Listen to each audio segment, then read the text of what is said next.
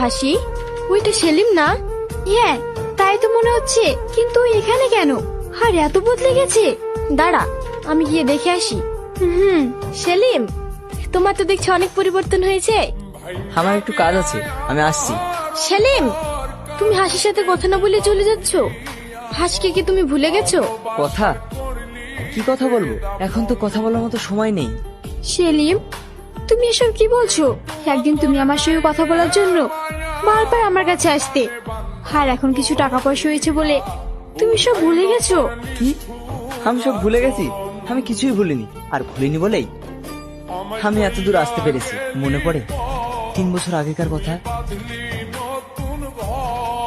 এ কি, হুট করে সামনে এসে দাঁড়ালে যে? হাসি, তোমাকে অনেকদিন ধরে একটা কথা বলার চেষ্টা করছি, কিন্তু বলতে পারছি না।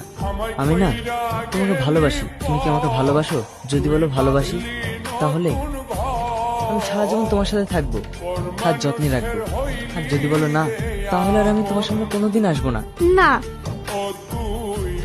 হিরে হাসি, কান্না করছিস কেন? জানো ভাবি, সব দোষ আমার। একটা ছেলে আমাকে দেখার জন্য প্রতিদিন রাস্তায় দাঁড়িয়ে থাকতো, আমি তাকে পাত্তা দিইনি।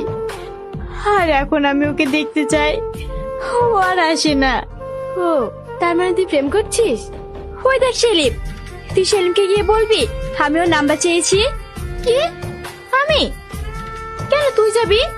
আমি যাব না, তুই যা না প্লিজ। ঠিক আছে, যাচ্ছি।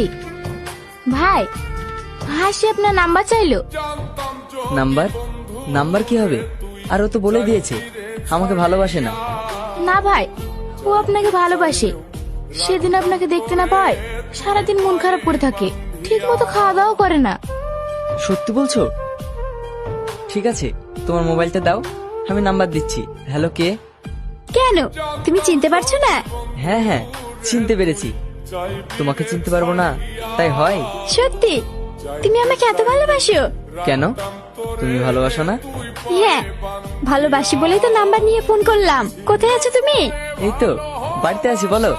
আমি খালাদের বাড়ি যাচ্ছি তো, তাই ভাবলাম যাওয়ার আগে একবার তোমার সঙ্গে দেখা করে যাই। ঠিক আছে, আমি এক্ষুনি আসছি। আচ্ছা, তুমি বাস স্ট্যান্ডে এসো, আমি দাঁড়িয়ে থাকছি। কিরে হাসি, তুই এখানে কি করছিস? কোথাও যাবি নাকি?